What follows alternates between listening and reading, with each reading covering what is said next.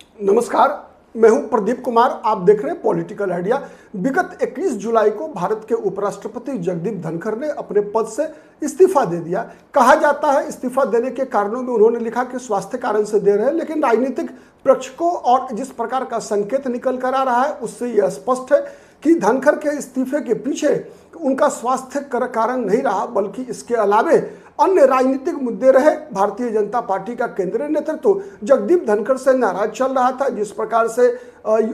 Justice Verma के खिलाफ जो महाभियोग की प्रक्रिया की बात चल रही थी, जिस प्रकार से जस्टिस शेखर यादव के खिलाफ महाभियोग की बातचीत चल रही थी, उसमें जो ऐसा माना जा रहा है कि जगदीप धनखड़ कहीं ना कहीं विपक्ष कांग्रेस के हाथ में खेल रहे थे। यह भारतीय जनता पार्टी के अंदरूनी सूत्रों के अनुसार भारतीय जनता पार्टी के नेताओं का आरोप है और इसी कारण से जगदीप धनखड़ से इस्तीफा लिया गया। अब उपराष्ट्रपति चुनाव के लिए दोबारा 9 सितंबर को उपराष्ट्रपति का चुनाव है, जिसके लिए अधिसूचना आज जारी कर दी गई। इस अधिसूचना के अनुसार आज से नामांकन की प्रक्रिया शुरू हो गई। आज से 21 अगस्त तक उम्मीदवार अपना नामांकन दाखिल कर सकते हैं और 22 अगस्त को नामांकन पत्रों की जांच होगी। 25 अगस्त तक उम्मीदवार अपना नाम वापस ले सकते हैं और आवश्यकता पड़ने पर 9 सितंबर को इसके लिए मतदान होगा। जहां तक अंकगणित का सवाल है,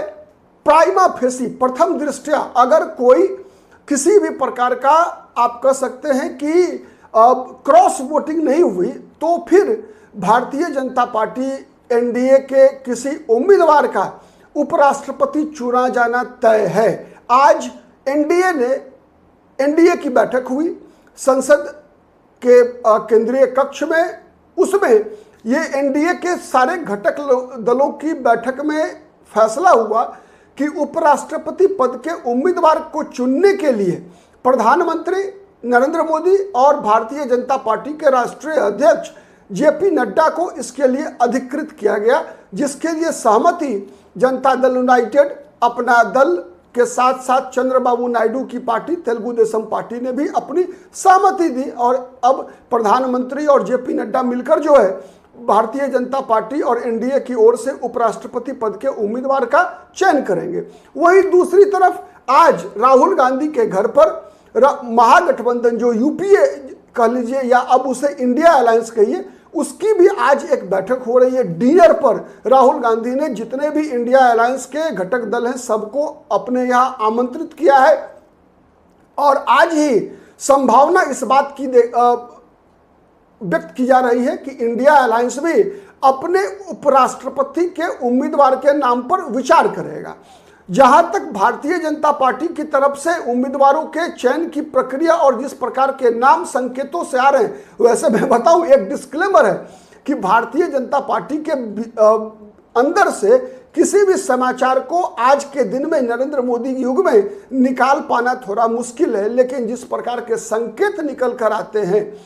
उससे कुछ बातें स्पष्ट होती है, जिसकी चर्चा मैंने पहले भी वीडियो में किया है कि एक तो जो सामाजिक समीकरण, चूंकि भारतीय जनता पार्टी हर चुनाव को, चाहे वो राष्ट्रपति का चुनाव हो, उपराष्ट्रपति का चुनाव हो या फिर हम देखते हैं कोई लोकसभा का उपचुनाव रहा हो या किसी राज्य का विधानसभा चुनाव हो, उसके अनुसार ही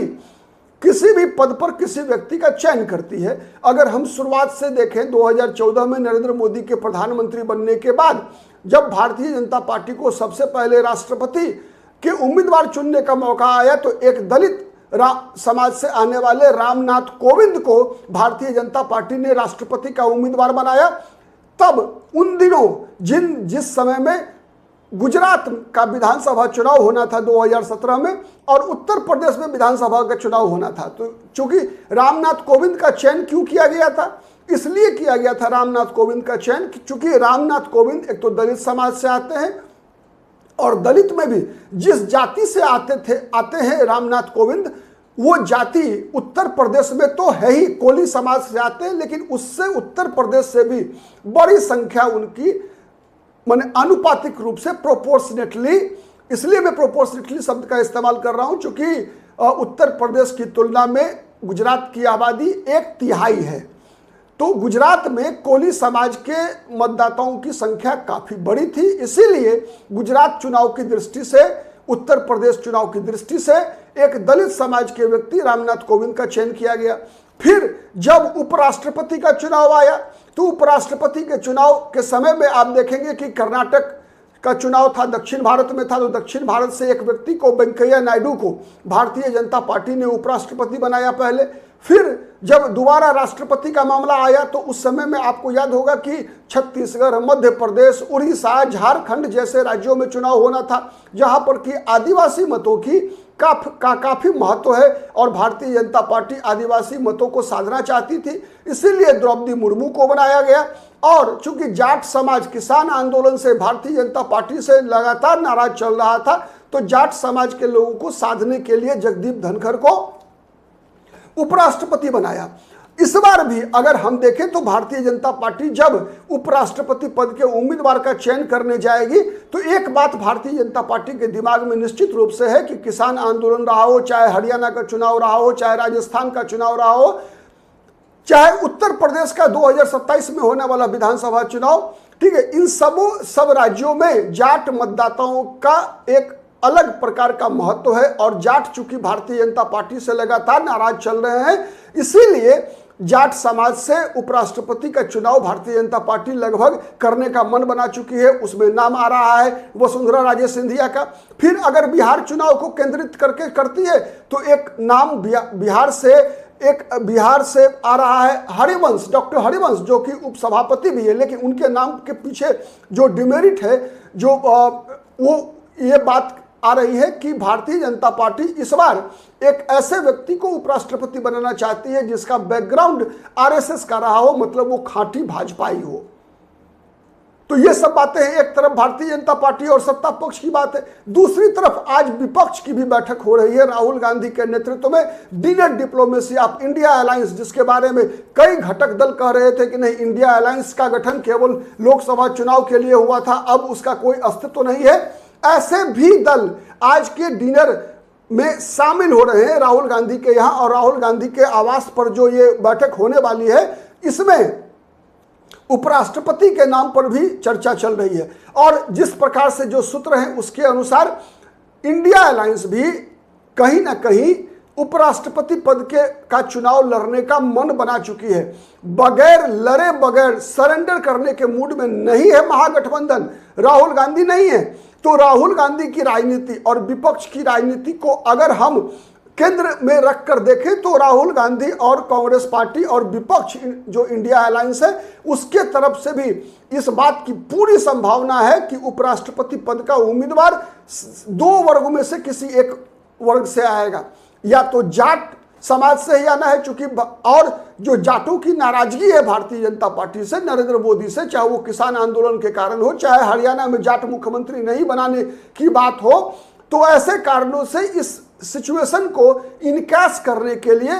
कांग्रेस पार्टी का पूरा प्रयास है कि किसी जाट को ही उम्मीदवार बनाया जाए। नहीं तो, या जाट नहीं हो तो फिर कोई दलित समाज का व्यक्ति को कांग्रेस पार्टी और इंडिया अलायंस के लोग अपना उम्मीदवार बनाने का प्रयास करने वाले हैं। इसलिए मैं कह रहा हूं, चूंकि अगर इधर 6 महीनों के अंदर ही नहीं बल्कि उससे पहले लोकसभा चुनाव से पहले का भी अगर राहुल गांधी के अभियानों को देखें, राहुल गांधी को अगर हम समझने का प्रयास करें, राहुल गांधी की रणनीति को जानने का प्रयास करें, उसके राहुल गांधी को केंद्र में रखकर अगर विश्लेषण करने का प्रयास करें तो पाते हैं कि राहुल गांधी के निशाने पर सबसे पहला नंबर अगर कोई है, देखिए एक बात तय है कि देश के अंदर जो मुस्लिम मतदाता है सबसे बड़ी संख्या है। एक जो सॉलिड वोट बैंक की बात जहां तक आती है तो मुसलमानों का मत सबसे सॉलिड है, और ये मत वैसे दलों के पास जाता है जो बीजेपी को हराने में सक्षम होती है। राज्य दर राज्य मुस्लिम मतदान का ट्रेंड बदलता है। जैसे पश्चिम बंगाल में मुसलमानों के लिए पहली प्राथमिकता ममता बनर्जी है, वैसे ही बिहार में राष्ट्रीय जनता दल है। वैसे इन दिनों राष्ट्रीय जनता दल से मुसलमानों की कुछ नाराजगी है बिहार में। उत्तर प्रदेश में समाजवादी पार्टी के साथ एक छत्र मुसलमानों का समर्थन है, और जहां कहीं भी सीधा मुकाबला भारतीय जनता पार्टी का कांग्रेस पार्टी के साथ है, तो वहां पर मुसलमान मतदाता कांग्रेस पार्टी के साथ है। कई ऐसे राज्य जहां पर कि त्रिकोणीय संघर्ष की भी स्थिति थी, विशेषकर दक्षिण भारत के राज्यों में, चाहे वो आंध्र प्रदेश हो, चाहे वो तेलंगाना हो, चाहे वो कर्नाटक हो, चाहे वो केरल हो, ऐसे राज्यों में जहां त्रिकोणीय मुकाबला है। चूंकि आपको पता है केरल में मुकाबला त्रिकोणीय है, कांग्रेस पार्टी मतलब जो यूडीएफ है कांग्रेस के नेतृत्व में, एलडीएफ जो वामपंथी दलों का गठबंधन है, और भारतीय जनता पार्टी के बीच त्रिकोणात्मक मुकाबला है। वैसे ही तेलंगाना में टीआरएस नाउ बीआरएस है, कांग्रेस है और भारतीय जनता पार्टी है, गलाकाट प्रतिस्पर्धा है, तीनों के अंदर त्रिकोणीय मुकाबला है। वैसे ही आंध्र प्रदेश में तेलुगु देशम पार्टी और बीजेपी का गठबंधन है। वहीं पर वाईएस राजशेखर रेड्डी के पुत्र जगनमोहन रेड्डी की जो पार्टी है तो और कांग्रेस, इन तीनों के बीच त्रिकोणीय मुकाबला है। फिर कर्नाटक की बात करते हैं तो कर्नाटक में इस चुनाव से पहले तक मुसलमान मतदाता कहीं ना कहीं कुछ हद तक जनता दल सेकुलर के साथ भी हुआ करते थे, जेडीएस देवगौड़ा की पार्टी के साथ भी हुआ करते थे। लेकिन जब जेडीएस का तालमेल बीजेपी के साथ हो गया तो फिर वहां कर्नाटक के मुस्लिम मतदाता एक तरफा कांग्रेस के पक्ष में मतदान करते हैं। तो ये परिस्थिति है। तो मुसलमान तो कांग्रेस के साथ है ही। अब कांग्रेस का ध्यान दलित मतदाताओं पर है, क्योंकि सबसे बड़ी आबादी मुसलमानों के साथ साथ देश के अंदर अगर एकजुट मतदाता समूह के रूप में है तो वो दलितों का है। तो इन दलित मतदाताओं को साधने के लिए संभावना इस बात की है कि या तो जाट या फिर कोई दलित को राहुल गांधी और इंडिया अलायंस के जो घटक हैं वो उम्मीदवार बनाने की चर्चा यहां तक चल रही है कि भूपेंद्र सिंह हुड्डा जो हरियाणा के पूर्व मुख्यमंत्री रहे हैं, जाट समाज से आते हैं, उनको भी उपराष्ट्रपति का उम्मीदवार बनाने की चर्चा चल रही है। साथ ही राहुल गांधी के बहुत ही नजदीकी, राहुल गांधी के सर्वाधिक नजदीकी हरियाणा की नेत्री कुमारी शैलजा को भी उपराष्ट्रपति का उम्मीदवार बनाने की चर्चा इंडिया अलायंस के अंदर खाने चर्चा चल रही है। अब देखना है कि राहुल गांधी के नेतृत्व में जो इंडिया अलायंस है किस नाम पर मुहर लगाता है और एनडीए किसे उपराष्ट्रपति पद का उम्मीदवार बनाता है। आने वाले दिनों में हो सकता है आज उसका कुछ संकेत मिले। जो डिनर डिप्लोमेसी राहुल गांधी की है, राहुल गांधी के आवास पर जो डिनर का आयोजन किया गया है उसमें हो सकता है कुछ संकेत निकल कर आए, और संभावना है हो सकता है कि आज घोषणा नहीं हो, लेकिन घोषणा एक सप्ताह के अंदर होना है। अगले सप्ताह तो निश्चित रूप से होना है, क्योंकि 21 तारीख नॉमिनेशन का लास्ट डेट है। तो अब देखिए आप इंतजार करेंगे, हम भी इंतजार करेंगे। जब भी कोई नाम आता है फिर आपके समक्ष हम विश्लेषण लेकर आएंगे। तब तक के लिए नमस्कार।